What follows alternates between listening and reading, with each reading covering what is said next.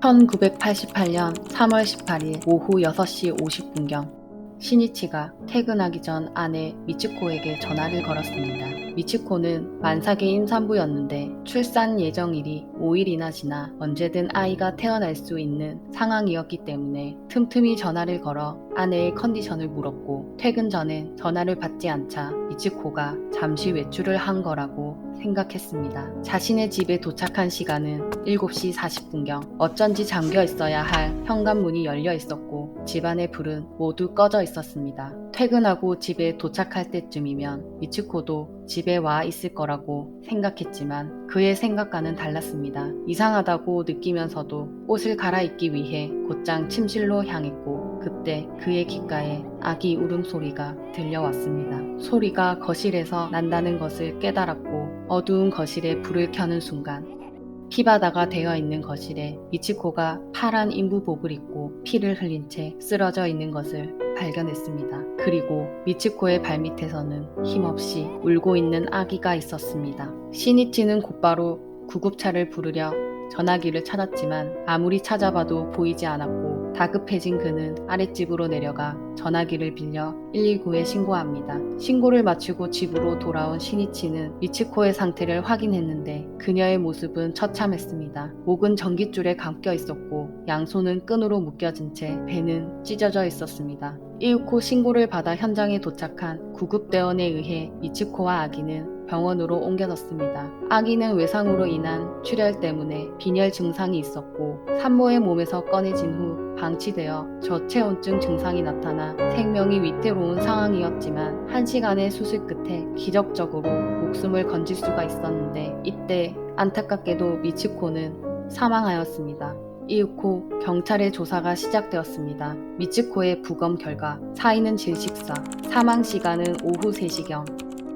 일본의 난방기구로 알려진 코타츠의 전기선을 이용해 목을 졸라 살해한 다음 칼로 그녀의 배를 가른 후 뱃속에 있던 아기를 꺼낸 것으로 추정했습니다. 출혈량으로 보았을 때 범인이 미츠코를 목졸라 살해한 뒤 배를 절개한 것으로 보였고 아기의 몸에 난 상처는 범인이 미츠코의 배를 절개할 때 생긴 것으로 파악됐습니다. 사건 당일 미츠코를 마지막으로 만난 사람은 미츠코와 함께 다단계 판매업을 하던 친구였습니다. 그녀의 친구는 오후 1시 50분경 자신의 3살배기 딸과 함께 딸기를 사들고 미츠코의 집에 방문을 했습니다. 두 사람은 딸기를 먹으며 집안에서 이야기를 나누었고 다단계 사업의 제품을 친구에게 건네준 뒤 미츠코가 제품 대금을 받았다고 합니다. 오후 3시경 미츠코는 친구를 배웅하기 위해 주차장까지 함께 내려갔습니다. 친구의 증언에 따르면 이때 미츠코는 현관문을 잠그지 않았다고 진술했습니다. 이날 오후 4시경에는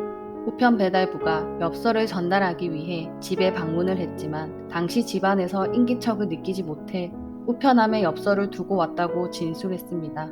그리고 오후 4시 반쯤에는 세탁소에 맡겨두었던 옷을 찾으러 갔어야 했는데 미츠코가 세탁소에 방문한 기록은 없었습니다. 이러한 점으로 볼 때 경찰은 미츠코의 사망 시간이 오후 3시에서 4시 사이인 것으로 추정했습니다. 미츠코가 친구를 배웅하기 위해 주차장으로 내려갔을 때 열려진 현관문을 통해 범인이 집 안으로 침입했을 가능성이 가장 높다고 판단했습니다. 수사하는 과정에서 용의자 선상에는 미츠코의 남편 시니치도 올랐습니다.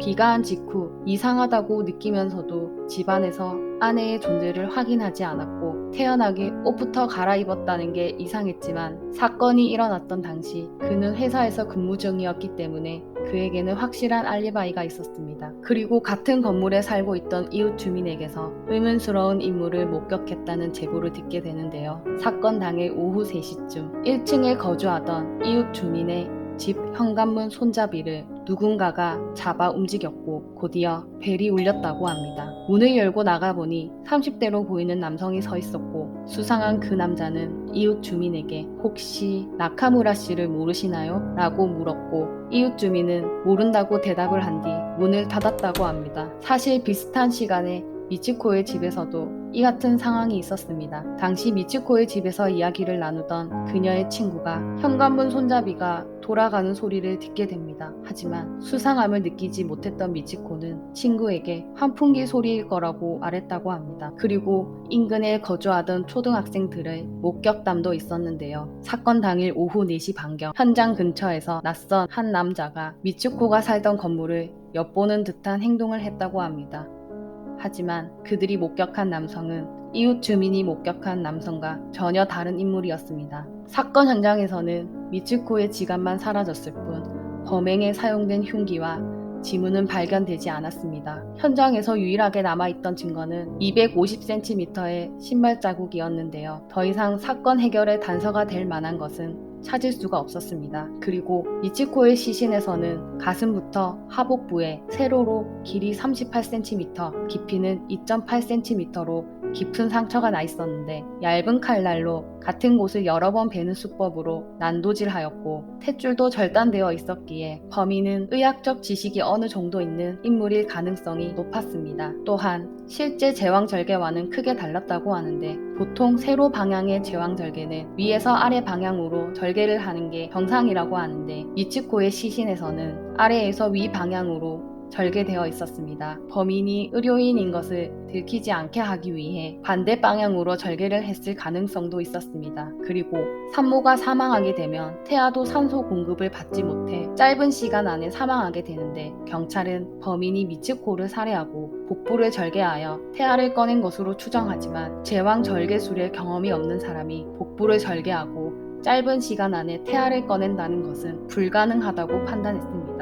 또한 그럼에도 아기가 살아있었던 이유는 애초에 범인은 아기에게 관심이 없었고 일종의 실험 대상이 필요했을지 모른다고 전문가들은 분석했습니다. 여기서 충격적인 한 가지 사실은 시니치가 그토록 찾았던 집 전화기와 미키마우스 인형이 달린 열쇠고리가 미츠코의 복부에서 발견이 된 것입니다. 범인은 도대체 왜 미츠코의 뱃속에 전화기와 열쇠고리를 넣어두었을까요? 이후 수사는 방황을 거듭하며 경찰은 용의자와 증거를 찾는 일을 모두 실패하게 됩니다. 그리고 시간이 흘러 미츠코의 아버지는 공소시효 직전인 2월에 한 인터뷰에서 지금 와서 범인이 잡힌다 하여도 딸은 살아 돌아오지 않는다. 범인이 평범하게 사회생활을 하는 모습을 상상하면 너무나도 분하다. 사건은 잊으려고 하지만 가슴에 평생 남아있다 라고 했습니다. 결국 이 사건은 끝내 미제로 남은 채 2003년 3월 18일 공소시효가 만료되었습니다. 상가 고인의 명복을 빕니다. 시청해주셔서 감사합니다.